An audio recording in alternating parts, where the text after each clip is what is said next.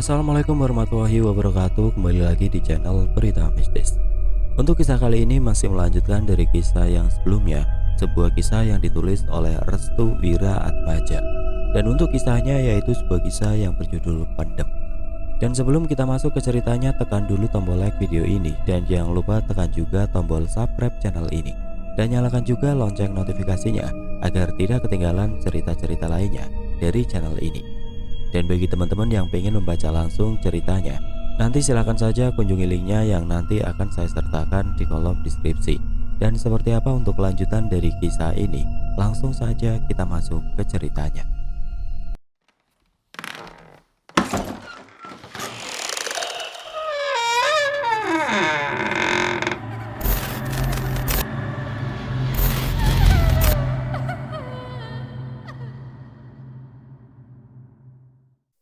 Keesokan harinya Agung masih memikirkan bagaimana caranya untuk memecahkan permasalahan ini.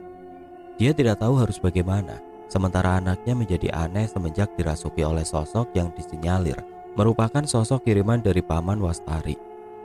Didi yang awalnya periang, kini terlihat sangat murung.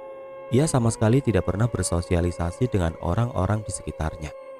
Terkadang dirinya hanya menatap ke arah jendela rumah, seperti sedang berbicara kepada orang yang tidak pernah terlihat oleh kedua orang tuanya, Mas Agung dan juga Wastari. Sementara itu Ibu Nani masih memandang wajah suaminya. Ia masih mengingat hal yang belum diketahui oleh Agung terkait kematiannya yang masih misteri hingga sekarang. Bu, Ibu baik-baik saja kan? Ibu Nani hanya tersenyum. Ia kemudian menuju ke arah Agung dengan wajah yang penuh dengan kesedihan. Raut wajahnya sama sekali tidak berubah tatkala mengingat suaminya itu. Kamu tahu kan, Nak, dulu ibu dan bapak tidak menyetujui pernikahanmu dengan Wastari. Hal itu dikarenakan bapak telah memiliki isyarat yang tidak baik terkait salah satu anggota keluarga Wastari yang dinilai sangat mencurigakan. Agung hanya tercengang saat mengetahui fakta di balik pernikahannya yang ternyata menimbulkan sebuah asumsi terkait keluarga Wastari. Aku harap kalian semua berada dalam keselamatan. Ibu tidak menginginkan hal-hal aneh kepada keluarga kalian. Untuk masalah Didi, biar ibu yang menyelesaikannya. Kalian berdua kembalilah ke sana. Untuk apa kita kembali ke sana, Bu? Ibu rasa Paman Wastari mengetahui sesuatu. Maksud ibu, apakah Paman Wastari ini pelakunya atau bagaimana? Belum tentu juga, Nak. Ibu hanya memperkirakan saja. Sosok yang kemarin muncul di hadapan rumah seperti mengingatkan ibu kepada kematian bapak. Tentu saja akan ada teka-teki dalam permasalahan ini. Atas pernyataan dari ibunya, Agung merasa bingung. Ia tidak tahu apa maksud dari perkataan ibunya yang sangat labil. Di lain sisi, dia juga tidak bisa menimbulkan jika keluarga Wastari adalah pelaku dari masa lalu orang tuanya. Namun di lain sisi juga, Agung masih mencurigai Paman Wastari yang dinilai sangat mencurigakan tatkala mereka mendatangi rumah kosong yang hanya dijaga oleh seorang pria yang mengklaim dirinya sebagai paman dari Wastari. Saat itu Wastari masih menjaga diri yang terkadang sering mengamuk-ngamuk tidak jelas di kamar. Suara Didi juga terkadang berubah menjadi parau dan serak seperti orang tua. Terkadang juga Didi sadar dan menjadi dirinya sendiri. Tekanan batin yang dirasakan oleh Wastari membuatnya hanya bisa mengelus dada sembari membaca Al-Quran di dekat anaknya itu. Di sela-sela Wastari sedang membaca Al-Quran, Agung pun memasuki kamar sembari membereskan barang-barang pribadinya. Wastari yang mengetahui hal itu langsung menghentikan bacaan Al-Qurannya. Ia kemudian menengok ke arah suaminya. Mas, mau kemana? Aku ingin kembali lagi ke tempat pamanmu. Mau apa? Ibuku menyuruhku ke sana. Tapi kan Mas, Didi sedang dalam kondisi seperti ini. Karena itu kita harus selamatkan Didi. Kita harus tahu apa yang telah disembunyikan oleh pamanmu itu. Wastari hanya terdiam. Dia tidak tahu harus berbuat apa selain menuruti semua yang diinginkan oleh suaminya demi kebaikan Didi. Secara keseluruhan kondisi Didi baik-baik saja. Namun di waktu-waktu tertentu, dia seperti bukan layaknya Didi yang dikenal oleh Wastari dan juga Agung. Terkadang Didi menangis layaknya seperti orang yang ditinggal jauh di sebuah tempat yang tidak berpenghuni. Terkadang juga dia dirasuki oleh sosok nenek-nenek yang disebut-sebut sebagai sosok yang merasuki tubuh Didi. Siang itu Agung dan Wastari pun izin pamit kepada Ibu Nani untuk kembali ke Jawa Tengah. Tujuannya adalah mencari tahu terkait sosok yang sering mengganggu tubuh Didi dan berkeinginan untuk menyelesaikan masalah itu secepatnya. Berangkat dengan kepercayaan diri yang tinggi, Agung dan Wastari pun merelakan anaknya untuk dijaga oleh sang nenek. Mereka berdua memiliki tujuan yang sama, yaitu membongkar lebih dalam terkait apa yang dilakukan oleh Wak Salim selama beberapa tahun ke belakang. Selama dalam perjalanan, Wastari hanya menatapi jalanan yang ramai. Ia terkadang menampakkan wajah sedihnya di hadapan Agung karena melihat anaknya yang tiba-tiba menjadi aneh akhir-akhir ini. Entah apa yang terjadi pada masa lalu di antara kedua orang tua Wastari dan juga Agung. Keduanya hanya bisa menerima takdir yang secara penderitaan sangat mengena kepada mereka berdua. Mobil memasuki gapura desa tempat di mana Wak Salim berada. Namun ada yang aneh. Mereka mendapati banyak warga yang mengenakan pakaian serba hitam, sembari membawa sesuatu yang ditutupi kain berwarna putih. Terlihat juga wajah dari mereka yang penuh tanda tanya. Saat mereka melewati sebuah rumah warga, mereka mendapati bendera kuning yang berjajar rapi di hadapan rumahnya. Dari dalam mobil terdengar isakan tangis yang begitu kencang dari rumah tersebut. Namun bukan hanya itu saja. Pandangan Wastari tertuju pada bambu kuning yang ditancapkan di beberapa sudut rumah warga yang meninggal dunia tersebut. Biasanya dengan penandaan seperti itu, bisa jadi ada sesuatu yang membuat para warga memikirkan untuk mengambil langkah lebih waspada setelah berjatuhnya salah seorang warga lainnya. Para warga berbisik-bisik terkait kematian aneh yang menimpa warga tersebut. Mereka tidak mengira juga salah seorang warga tersebut meninggal dalam keadaan yang mengenaskan. "Dek, ada yang meninggal kayaknya." "Iya mas, tapi kok ada yang aneh ya?" "Maksudnya dek?" "Biasanya kalau ada orang meninggal dunia dalam keadaan yang aneh, para warga selalu memasang bambu kuning. Tujuannya untuk jaga-jaga." Agung masih menyetir mobil dan menghindari keramaian para warga yang memperhatikannya dari luaran. Mobil memasuki tempat di mana Wak Salim berada.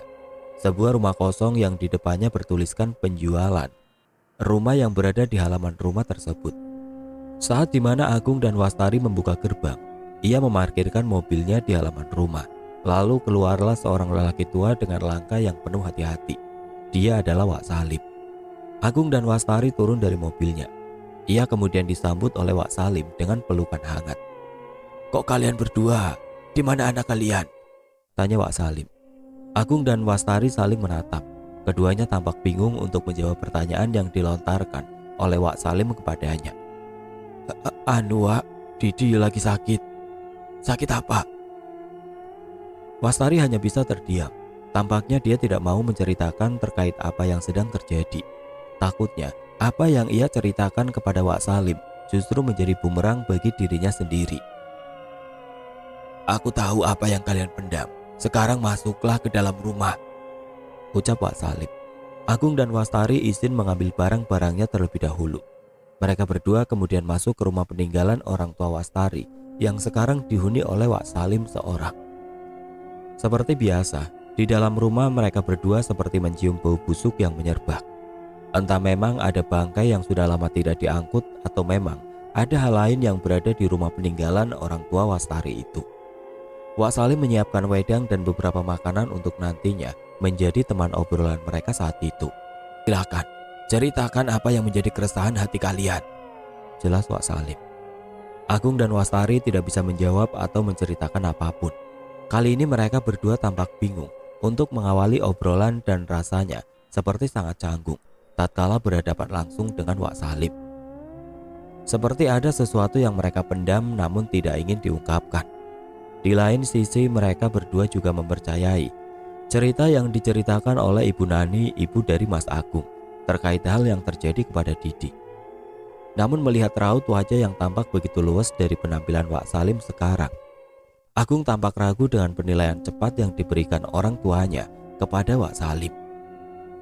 Begini Wak, kami datang kemari hanya ingin tahu apa yang terjadi kepada Didi sewaktu menginap di rumah ini," jelas Agung.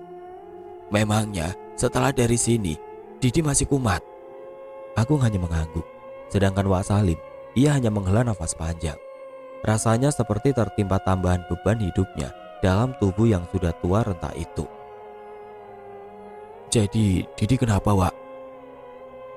Di desa ini kita tidak bisa menentukan mana orang baik dan mana orang jahat dari penilaian orang-orang di luar saja. Karena sejatinya mereka yang menyembunyikan diri dari pandangan orang-orang dan menyengaja untuk menutupi diri, dia adalah orang-orang yang terselamatkan. Jelas Wak Salim. Penggambaran dan pengibaratan yang diucapkan oleh Wak Salim benar-benar mencambuk hati dan juga pikiran Agung. Ia benar-benar merasa tertampar dengan kalimat yang baru saja Wak Salim katakan barusan. Lantas, apa yang sebenarnya terjadi di desa ini, Wak? Tanya aku. Desa ini disebut dengan Desa Ganyir Mayit. Orang-orang yang berada di desa ini sering terkena serangan-serangan aneh seperti yang terjadi kepada Didi dan juga kedua orang tua Wastari. Tidak aneh jika di setiap rumah di desa ini selalu dipasang bambu kuning. Tujuannya agar si sosok itu tidak menjemputnya. Menjemputnya? Tanya Wastari. Wak Salim hanya mengangguk. Ia membenarkan terkait apa yang dipikirkan oleh Wastari dan juga Agung.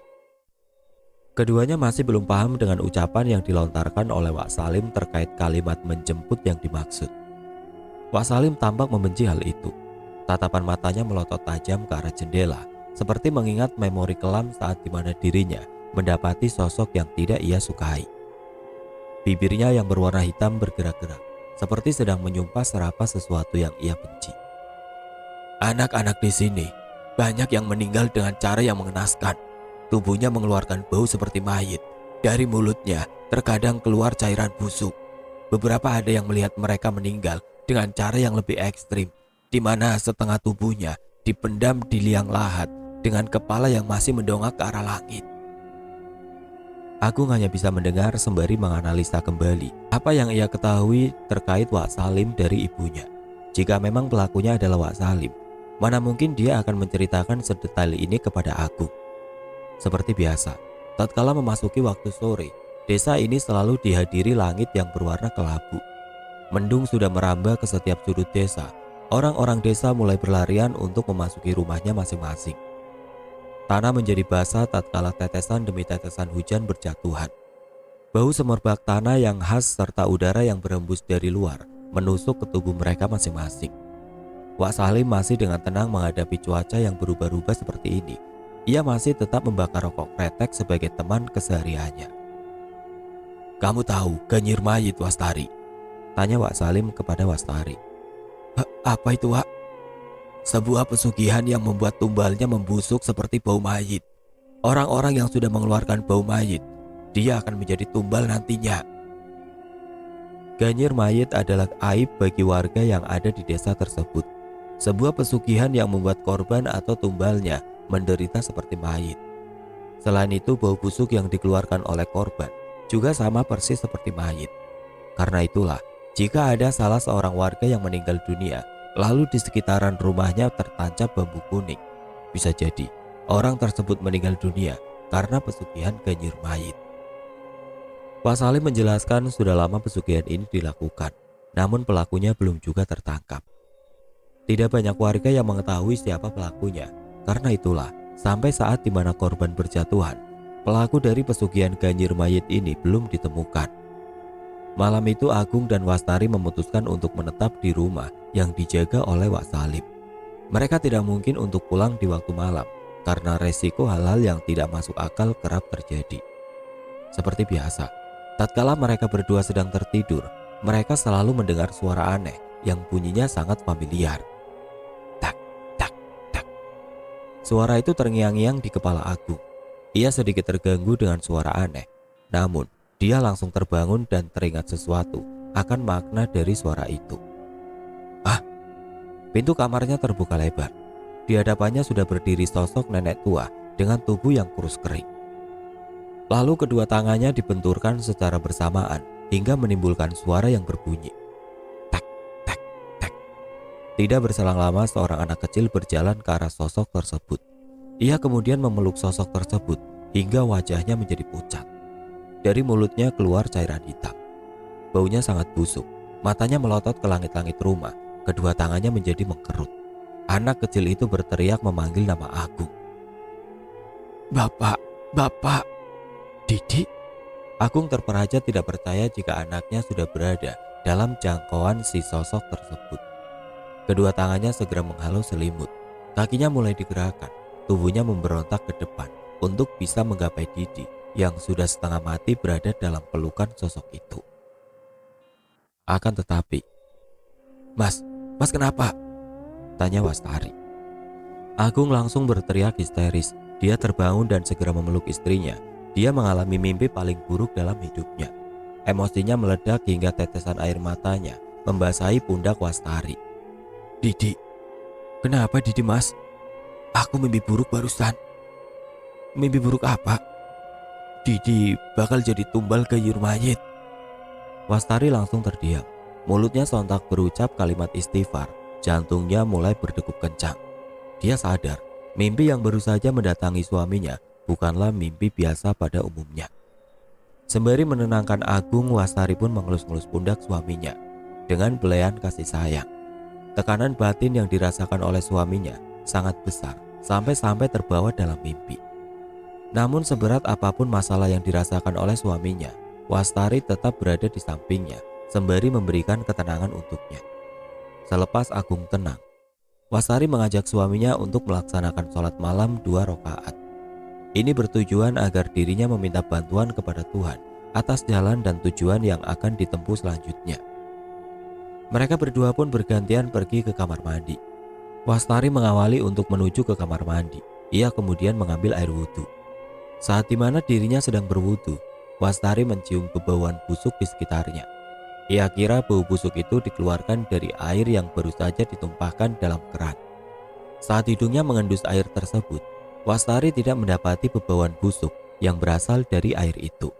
Ia kemudian memejamkan matanya sembari membaca doa dalam hati agar segala gangguan aneh lainnya dapat ia lewati atas izin Tuhan. Dan benar saja, bebauan busuk itu langsung menghilang. Wastari kembali melanjutkan wudhunya hingga selesai. Sementara itu Agung masih berada di dalam kamar sembari menunggu kedatangan istrinya. Ia terkejut saat pintu kamar tiba-tiba terbuka.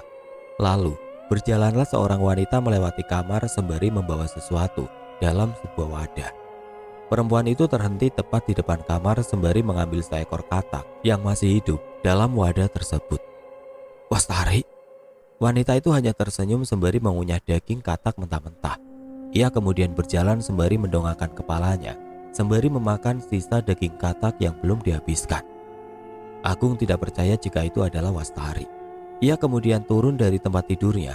Tubuhnya seperti tertarik sesuatu hingga langkahnya sedikit cepat untuk mengejar Wastari.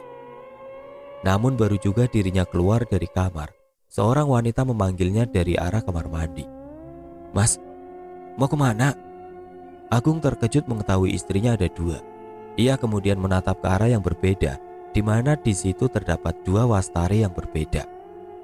Yang satu baru keluar dari kamar mandi dan yang satu lagi sedang berdiri di dekat pintu keluar sembari memakan katak hidup-hidup. "Kamu siapa?" tanya Agung kepada sosok wanita yang sedang berdiri di dekat pintu depan rumahnya. Wastari yang mendengar perkataan itu langsung segera mendekati suaminya. Ia kemudian menutup mata suaminya. "Mas, istighfar." Wastari membantu suaminya untuk mengucapkan kalimat istighfar berulang-ulang kali. Ia tahu yang dilihatnya bukanlah Wastari yang asli, akan tetapi ada 2 sosok yang menjelma seperti Wastari. Tidak berselang lama sosok yang menjelma menjadi Wastari tiba-tiba menghilang dengan sendirinya. Tubuh Agung langsung ambruk. "Mas, kamu kenapa?" Wajah Agung langsung memucat, keringat dingin bercucuran, matanya mendongak ke arah atas langit-langit rumah. Untung saja saat itu Wak Salim belum tertidur. Ia hadir tepat waktu saat dimana tubuh Agung sudah tidak bisa bangkit lagi. Wak Salim dan Wastari pun memapa Agung hingga ke dalam kamar. Pagi harinya Agung terbangun. Ia terkejut saat istrinya masih tertidur sembari memeluknya. Di dahinya juga terdapat kompresan. Agung hanya melihat wajah istrinya, Wastari yang tampak kelelahan. "Semalam aku pingsan kah?" Saat Agung terbangun, pintu kamar terbuka. Wak Salim membawakan sarapan untuk Agung dan juga Wastari. "Wak Salim, Semalam kamu terkena jemputan, jelas Wak Salim kepada aku. Jemputan? Sosok Ganyir mayit kemari. Agung terkejut mendengar hal itu. Yang ia ingat adalah tatkala dirinya melihat ada dua Wastari di hadapannya, di mana yang satu sedang memakan katak hidup-hidup dan yang satunya lagi baru saja keluar dari dalam kamar mandi. Dia kira kalian berdua membawa anakmu, makanya sosok itu kemari untuk menjemput anakmu, jelas Wak Salim. Agung sadar jika Didi sudah ditandai oleh sosok tersebut. Karena itulah benar apa yang dikatakan oleh Wak Salim. Sosok itu ingin menjemput Didi pada malam itu juga. Payahnya, Didi tidak berada bersama mereka. Jangan risau, Gung, dan juga jangan kagetan. Kamu akan mengetahui fakta yang menyakitkan itu adalah ketika pelakunya adalah orang kita sendiri, jelas Wak Salim. Maksudnya? Nanti kau tahu sendiri. Selesai memberikan sarapan kepada Agung dan juga Wastari, Wak Salim keluar dari kamarnya. Dia berniat untuk berkeliling desa untuk mencari tahu apakah ada korban yang berjatuhan lagi tatkala sosok Ganyir mayit itu mendatangi rumahnya dan gagal mengambil tumbal. Desa ini dinamakan Desa Ganyir. Diambil dari namanya saja, desa ini dikenal karena dulu tanahnya berbau anyir atau amis. Sehingga kata Ganyir ini sendiri digunakan untuk mengartikan sebuah desa yang memiliki tanah amis atau anyir. Warga di desa ini rata-rata menjadi seorang petani. Banyak dari mereka yang memiliki tanah yang luas serta mendapatkan panen dengan hasil yang melimpah. Namun semenjak saat di mana Wastari dinikahkan oleh Agung, desa ini mendapatkan sebuah fenomena yang tidak bisa dihindari. Entah memang ini ada hubungannya dengan Wastari dan juga Agung, atau memang ada sebab lain yang menjadi patokan utama dari munculnya banyak peristiwa aneh. Kematian demi kematian di desa ini begitu sangat misteri. Tangisan demi tangisan seperti tetesan hujan yang terus membasahi tanah di desa Ganyir ini. Benar apa yang dikatakan oleh Wak Salim. Jika ada sosok Ganyir mayit yang ingin jemput tumbalnya dan tumbalnya tidak ditemukan, maka korban bisa jadi sosok itu mengambil tumbal lainnya. Agung akhirnya membangunkan Wastari dan menyuruhnya untuk sarapan. Wastari terbangun sembari menatap wajah suaminya yang sudah kembali bugar seperti semula. Mereka berdua pun sarapan terlebih dahulu. Selesai mereka sarapan, Agung dan Wastari akhirnya memutuskan untuk pulang. Ia kemudian membereskan semua barang-barangnya dan dimasukkan ke dalam mobil. Bersamaan dengan itu, Wak Salim sudah menunggunya di depan gerbang sembari menatap sawah para warga di desa Ganyir. Wak, kita mau pamit pulang dulu, jelas Agung dengan nada yang rendah. Apa ibumu pernah menanyakan tentangku? Agung terkejut mendengar hal itu. Padahal selama dirinya berada di rumah tersebut, Agung tidak pernah sekalipun menyinggung Wak Salim dengan pandangan yang Ibu Nani berikan kepadanya. Hanya sedikit, Wak. Beritahu ibumu berhenti bermain-main lagi. Minta kepadanya untuk lepaskan anakmu. Maksudnya, Wak? Kamu akan tahu sendiri siapa pelakunya, Gung. Sosok Ganyir mayit ini telah membunuh kedua orang tua Wastari karena tidak setujunya pernikahan di antara kalian berdua. Langit menunjukkan pesona redupnya. Di depan rumah, Wak Salim masih melakukan pembelaan terhadap dirinya yang sering menjadi pusat obrolan oleh Ibu Nani. Agung dan Wastari hanya menyimak serta mendengarkan perkataan yang dilontarkan dari dua sisi yang berbeda. Wak Salim mengatakan bahwa pelaku dari orang yang melakukan teror hingga merasuki tubuh Didi dengan sosok gaib adalah Ibu Nani. Sedangkan Ibu Nani mengatakan sebaliknya. Justru orang yang sudah membuat Didi menderita adalah Wak Salim. Kini Agung dan Wastari hanya bisa merasakan sensasi perbedaannya. Mereka berdua benar-benar merasakan dua sisi yang berbeda dan pandangan yang berseberangan terkait tanggapan dari Wak Salim dan juga Ibu Nani terkait pelaku yang telah membuat Didi menjadi anak yang tidak lagi normal. Dengarkan Agung, kematian dari kedua orang tua Wastari berlangsung ketika kalian berdua menikah. Itu tidak lama waktunya, jelas Wak Salim. Wastari hanya menunduk lesu. Tatkala nama kedua orang tuanya disebut, ia tidak memberanikan diri untuk menegakkan kepalanya, seperti ada beban yang menumpuk pada bagian leher kepalanya hingga tidak memberanikan diri untuk mengangkat wajahnya serta menatap pandangan Agung. Ibumu itu memiliki peliharaan, Gung. Kau memangnya tidak tahu? Tanya Wak Salim. Ibuku bukan orang seperti itu, Wak. Dia bahkan orang yang meruqyah Didi. Jelas Agung. Itu bukan jadi tolak ukur. Yang pasti, jika orang tuamu tidak bersalah. Namun kebenarannya, apakah bisa tergambarkan? Belum tentu.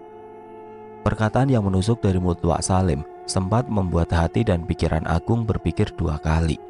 Ia seperti menyelami ke dalam samudra fakta yang seringkali terjadi pada orang-orang saat ini. Sampul yang bagus bukan berarti memiliki isi yang mulus, begitupun sebaliknya. Namun yang menjadi pertanyaan, apakah ada istilah sampul yang jelek sudah pasti memiliki isi yang kotor? Perdebatan keduanya kembali berlangsung. Wastari yang sudah tidak tahan dengan pembelaan dari masing-masing orang terdekatnya, ia pun lebih dulu memasuki mobil dan menutup kedua telinganya dengan menggunakan bantal. Sesaat di mana dirinya sedang dalam keadaan hening dan tidak lagi mendengarkan segala ocehan dari Wak Salim dan juga suaminya, tiba-tiba dia mendengar sesuatu dari belakang. "Selamatkan anakmu.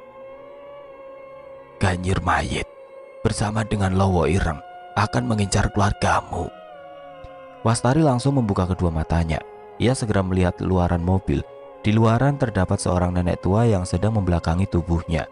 Lalu kedua tangannya ditampakkan sembari memegangi sesuatu berwarna merah yang tampak sedang bergerak-gerak. Jantung. Tidak berselang lama nenek tua itu memakan jantung tersebut dengan lahapnya.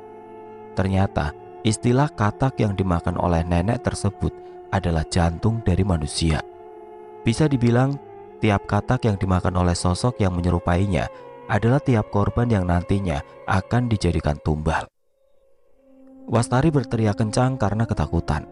Agung dan Wak Salim segera menuju mobil dan menanyakan kepada Wastari terkait apa yang baru saja terjadi kepadanya. "Kamu kenapa, Dek?" tanya Agung. Wastari masih terus berteriak. Ia bahkan tidak menginginkan jika Didi menjadi korban tumbal dari pesugihan yang entah sampai sekarang belum diketahui siapa pelakunya. Wastari kenapa?" Wak Salim hanya terdiam. Ia terus menutupi matanya dengan menggunakan bantal sembari menunjukkan jari telunjuknya ke arah depan. "Si Ganyir ada di sini." "Sosok Ganyir Mayit?" tanya Agung. "Itu kiriman ibumu." Wak Salim menatap Agung. Tatapannya benar-benar menandakan keseriusan dalam diri Wak Salim untuk membantunya. "Bawa aku ke rumahmu. Kita selamatkan Didi." Jika memang apa yang dikatakan oleh Wak Salim benar, itu berarti orang di balik pembunuhan atas kedua orang tua Wastari adalah orang yang sama, yaitu Ibu Nani. Namun apa motifnya?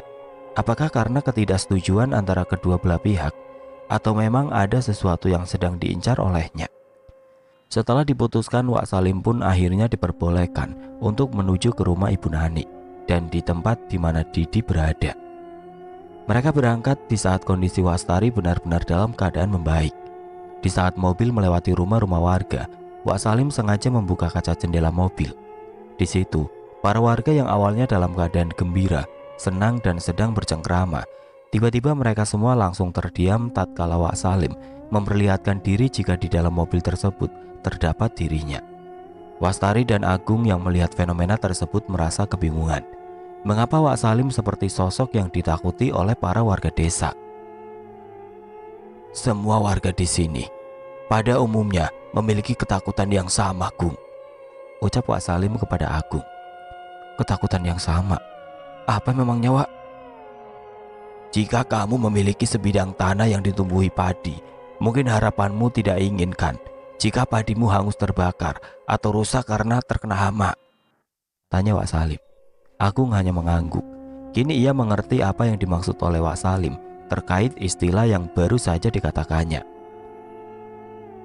"Tapi aku belum menemukan orang yang dimaksud oleh Wak Salim."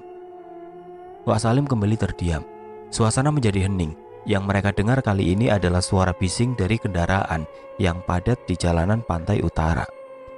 Semestinya yang baru saja dikatakan oleh Wak Salim adalah sebuah kunci untuk menemukan siapa pelaku sebenarnya.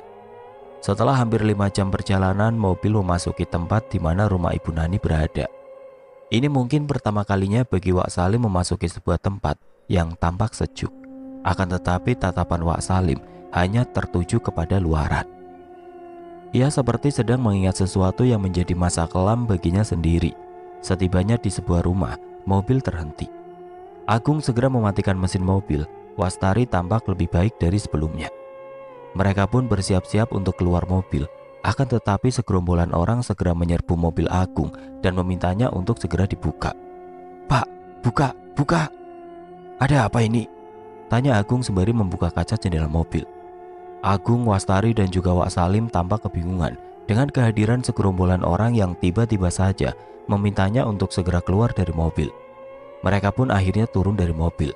Wastari merasakan firasat yang tidak enak dengan pandangan dari orang-orang sekitaran rumah Bu Nani yang menampakkan wajah penuh dengan ketakutan. "Apakah anak bapak yang bernama Didi?" "Benar, dia anak saya. Ada apa memangnya?" "Gini pak, kita ngobrolnya di rumah saya saja," jelas salah seorang warga. Apa maksudmu? Anak saya di rumah bersama dengan ibu saya. Apa yang terjadi kepada mereka berdua?" tanya Agung dengan nada yang penuh amarah. Orang itu menghela nafas panjang. Ia sama sekali tidak membayangkan apa yang nantinya akan dirasakan oleh Agung tatkala mendengar pemberitaan yang menyakitkan ini. "Anakmu ditemukan tidak sadarkan diri di perkebunan milik ibumu. Dia sepertinya dikubur oleh seseorang, namun hanya bagian kepalanya saja yang tidak tenggelam dalam tanah." "Ah, Didi dikubur? Oleh siapa?" Wasalim segera menepuk pundak Agung. Tampaknya akan lebih baik jika pembahasan ini dilakukan di sebuah ruangan khusus agar nantinya bisa memberikan sebuah solusi yang baik bagi semuanya.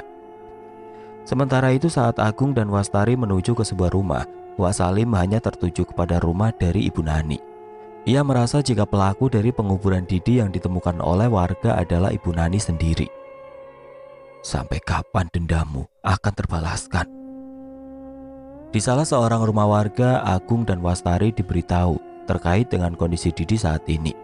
Mereka tidak menyangka jika Didi ditemukan dalam keadaan pingsan di perkebunan milik orang tuanya. Bukan hanya itu saja, seluruh tubuh Didi terkubur dan hanya menyisakan bagian kepalanya saja. Agung hanya bisa menangis tatkala mengetahui kondisi anaknya yang sudah lemah lunglai tidak berdaya.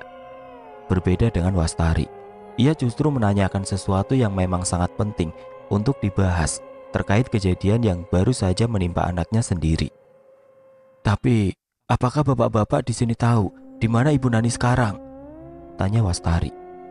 Pertanyaan dari Wastari membuat para warga saling menatap satu sama lain.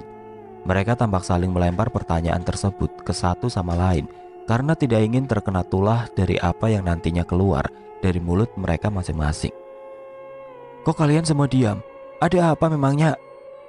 tanya Wastari lagi.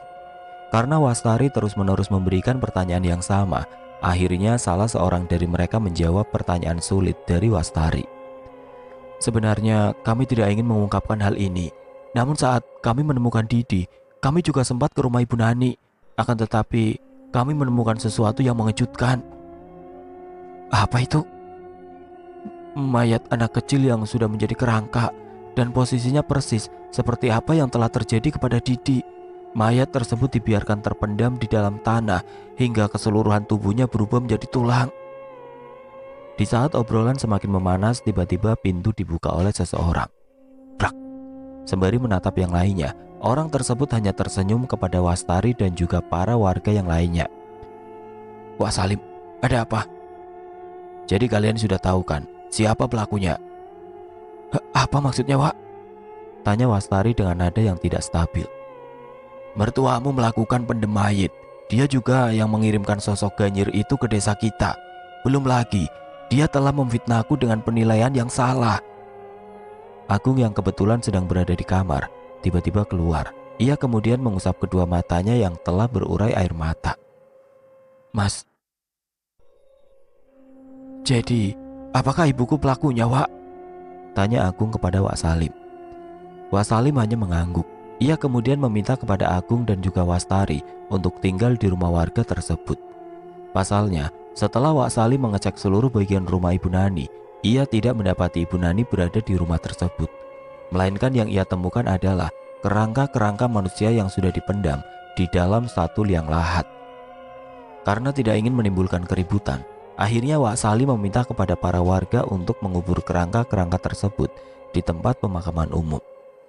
Setelah semuanya selesai, mereka pun kembali menempati rumah Ibu Nani untuk membongkar semua praktek ilmu hitam yang dilakukan oleh Ibu Nani. Malam harinya Wak Salim menceritakan perihal praktek ilmu hitam yang dilakukan oleh Ibu Nani kepada Didi dan juga kepada kedua orang tuanya. Ibu Nani itu adalah orang yang tidak menyetujui pernikahan kalian berdua. Hal ini disebabkan kedua orang tua dari Wastari adalah musuh dari Bapakmu, Gung. Jelas Wak Salim. Mengetahui hal tersebut, Agung dan Wastari langsung mengingat perihal apa yang pernah disampaikan oleh Ibu Nani dulu. Ibu Nani pernah mengatakan kepada Agung dan juga Wastari bahwa dirinya memiliki musuh yang berada di daerah Jawa Tengah. Pikir Agung dan Wastari adalah musuh yang dimaksud oleh Ibu Nani adalah orang terdahulu yang mungkin memiliki masa lalu tertentu dalam kehidupannya. Ternyata ikatan mereka menyambung terhadap masa kehidupan yang selanjutnya. Mereka juga tidak menyangka bahwa kedua orang tua Wastari adalah musuh dari orang tua Agung. Karena itulah saat pernikahan digelar, Wak Salim memilih untuk tidak ikut serta dalam acara sakral tersebut. Ia lebih memilih untuk berdiam diri di rumah dan menjaga rumah dibanding harus berurusan dengan kedua orang tua Agung yang disinyalir masih memiliki pegangan kuat terhadap ingon-ingonnya. Si Ganyir adalah ingon dari kedua orang tua Agung. Karena itulah mereka membunuh kedua orang tua Wastari untuk selanjutnya bisa menghancurkan keluarga kalian. Namun karena kalian ditakdirkan untuk berjodoh, apapun halangan dan rintangannya, semua tidak berarti. Atas penjelasan detail dari Wak Salim, Agung pun semakin paham. Ia semakin paham kenapa dirinya dilarang untuk menikahi Wastari kala itu. Alasan utama dari apa yang diinginkan oleh kedua orang tuanya adalah karena bedanya adat mereka. Akan tetapi kala itu Agung tidak berpikiran bahwa adat adalah salah satu hal yang menjadi pusat ketidaksetujuan pernikahan itu dilangsungkan.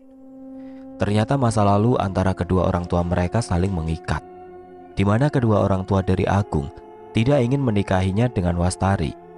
Karena kedua orang tua Wastari juga memiliki pegangan tertentu dan hal itu membuat bentrokan di antara keduanya. Memang tidak munafik jika kedua orang tua Wastari adalah dua orang yang terpandang di desa. Hal ini dikarenakan kedua orang tua Wastari dulunya adalah mantan seorang dukun desa yang telah membuat ketakutan banyak orang. Tidak heran, hal ini menjadi ancaman bagi keluarga darimu, Agung. Jelas Wak Salim. Fakta demi fakta telah diungkapkan oleh Wak Salim. Jalan satu-satunya untuk sekarang adalah menyelamatkan Didi yang mungkin saja menjadi incaran dari sosok yang disebut-sebut sebagai Ganyir. Malam itu mereka berdua memutuskan untuk beristirahat. Didi berada di pelukan Wastari dan Agung. Wak Salim tidur di kamar sebelahnya, yang dulunya sebagai kamar khusus tamu yang datang ke rumah. Di tengah malam suara bising mulai terdengar. Dimulai dari suara benda-benda yang berjatuhan ke atap rumah. Lalu ada suara cakaran dari luaran rumah, suara orang yang sedang mencangkul tanah, hingga suara familiar yang membuat mereka semua terbangun. Suara itu berbunyi, tak, tak, tak. Suara itu merupakan pertanda akan munculnya sosok yang disebut sebagai Ganyir. Saat mereka terbangun, lampu rumah tiba-tiba padam. Agung dan Wastari langsung terbangun. Mereka sempat kebingungan terkait keadaan lampu yang tiba-tiba padam. Namun di luar itu, mereka menjadi panik tatkala Didi sudah menghilang dari pelukannya. Mas, Didi kemana? Aku nggak tahu, Dik. Tadi kan kita peluk bareng-bareng. Mereka berdua semakin panik. Wastari segera keluar dari kamar. Agung menyusul Wastari yang menerobos kegelapan rumah seorang diri. Didi, kamu di mana, Nak? Saat Wastari melewati kamar Wak Salim, ia mendengar suara aneh dari dalam kamar Wak Salim. Suaranya seperti suara orang tua yang sudah serak. Wak Salim. Agung segera menghampiri Wastari yang berdiri tepat di hadapan kamar Wak Salim. Ia juga mendengar suara yang sama seperti apa yang didengar oleh Wastari. Itu suara apa? Tanya Agung. Pintu kamar tiba-tiba terbuka. Wastari dan Agung melihat seorang anak kecil sedang mengangkat tubuh pria tua dengan satu tangan hingga membuat kedua mata pria itu memutih seluruhnya. Didi, lepasin, itu Wak Salim.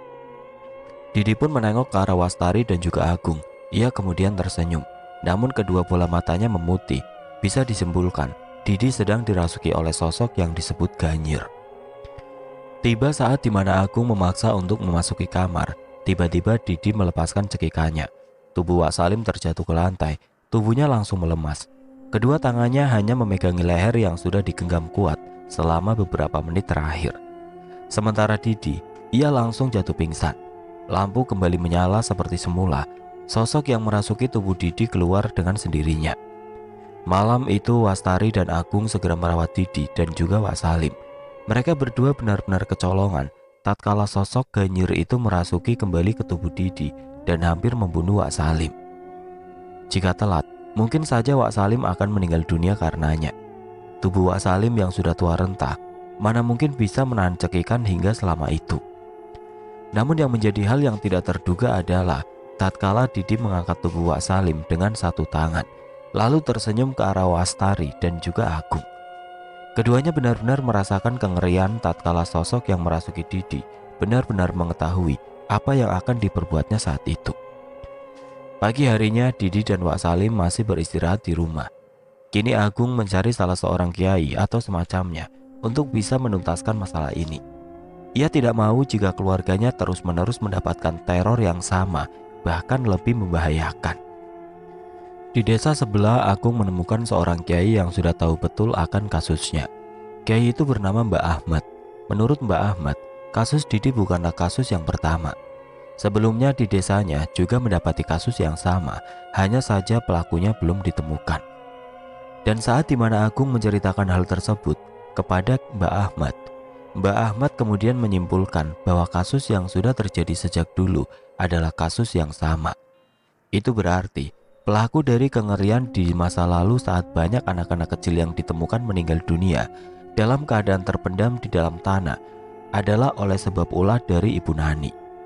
Untuk memecahkan kasus ini, Mbah Ahmad pun menyuruh kepada Didi untuk menemukan sebuah gundukan tanah yang berada di dekat rumahnya. Ia kemudian meminta kepada Agung untuk menggali gundukan tanah tersebut untuk nantinya dikumpulkan tulang belulang yang ia maksud. Mbah Ahmad tidak menceritakan secara detail terkait kegunaan, bahkan siapa pemilik dari tulang belulang tersebut. Ia hanya menyebutkan bahwa dengan cara melakukan hal ini, sosok yang disebut sebagai si Ganyir akan menghilang. Begitu juga dengan yang lainnya. Namun kerisauan hati Agung mulai memuncak tatkala dirinya ingin menanyakan perihal keadaan ibunya yang sudah beberapa hari ini menghilang. Mbah Ahmad hanya terdiam. Ia bahkan tidak ingin membahas hal itu karena takut menyinggung perasaan Agung. Agung yang sudah mengetahui resiko dan apa yang nantinya akan terjadi, merasa sudah siap kalau pernyataan Mbah Ahmad membuatnya kecewa, menderita, bahkan merasa sakit yang tiada tara. Menurutnya, kejujuran yang seharusnya dijunjung tinggi harus bisa dirasakan, karena itu benar membuatnya bahagia. Jadi, di mana ibuku, Mbah? Ibumu sudah bertukar jiwa dengan Ganyir. Dia berniat untuk mengincar anakmu, Didi. Namun beruntung kau juga dibantu oleh Salim. Dia orang yang tepat. Agung hanya termenung saat mendengar jawaban yang menyakitkan itu. Baginya, kesalahan yang terjadi pada masa lalu adalah sebuah pelajaran yang besar untuk nantinya kembali dipelajari di masa yang sekarang atau akan datang. Setelah semua apa yang dikatakan oleh Mbah Ahmad telah selesai, Agung pun segera mencari petunjuk yang diinginkan oleh Mbah Ahmad kepadanya. Ia kemudian mencari gundukan tanah di dekat rumahnya, dan ternyata dia menemukan sebuah gundukan tanah yang sudah lama. Agung segera menggali gundukan tanah itu sampai dirinya menemukan tulang belulang. Tulang itu dikumpulkan menjadi satu dan diberikan kepada Mbah Ahmad. Malam harinya Mbah Ahmad mendatangi rumah Agung. Ia kemudian meminta kepada Agung untuk menyaksikan hal yang tidak pernah ia ketahui sebelumnya. Ibumu itu sedang terpasung di sebuah tempat yang tidak bisa dijangkau. Aku tidak bisa menjamin dia akan selamat. Namun, insya Allah bisa ditemukan. Maksudnya, Mbah? Mbah Ahmad hanya terdiam. Ia kemudian membakar tulang belulang itu di atas bara api yang menyala. Dan tidak berselang lama, Agung dan Mbah Ahmad langsung tertuju kepada suatu titik. Mereka tertuju kepada sebuah sosok hitam yang sedang memeluk seorang wanita yang menggunakan kain adat Jawa. Wanita itu tampak menangis karena berada di dalam pelukan sosok Ganyir itu. Agung hanya terdiam tatkala mengetahui jika si wanita tersebut adalah tumbal dari si Ganyir. Ternyata usut demi usut, Ibu Nani sengaja melakukan hal ini demi mendapatkan apa yang dia mau. Dia juga berkeinginan ada penukaran jiwa antara dirinya dengan orang lain. Karena itulah Ibu Nani sengaja menyuruh Agung dan Wastari untuk menuju ke rumah Wak Salim. Hal ini dikarenakan agar Ibu Nani bisa menggantikan tubuhnya secara utuh dan menjadikan tubuh yang lain sebagai tebusan dari itu sendiri. Setelah semuanya usai, mereka pun kembali ke rumah masing-masing. Namun pagi harinya, rumah mereka kembali digedor-gedor oleh para warga. Agung dan Wastari pun keluar dari kamar dan berusaha menemui mereka semua. Tatkala di mana mereka semua keluar dari rumah, mereka mendengar kabar yang mengerikan. "Pak, ada Ibu Nani." "Di mana?" "Dia ditemukan di sebuah makam. Seluruh tubuhnya terpendam kecuali bagian kepalanya saja." Mendengar hal tersebut, Agung dan Wastari segera ke TKP. Saat mereka tiba di sana, mereka melihat kondisi Ibu Nani yang sudah mengagetkan. Saat tubuh Ibu Nani diangkat, mereka sudah merasakan hal yang berbeda. Tubuh Ibu Nani benar-benar memiliki bau yang sangat busuk. Selain itu, sebagian tangan dan kakinya tidak bisa digerakkan. Atas kejadian tersebut, Didi dan Wak Salim menjadi sembuh. Ternyata, pelaku dari semua apa yang sudah terjadi adalah Ibu Nani. Ibu Nani berkeinginan untuk menumbalkan Didi, namun tidak bisa. Ia pun akhirnya diketahui meninggal dunia tatkala Didi dan juga Wak Salim menjadi sembuh seperti sedia kala.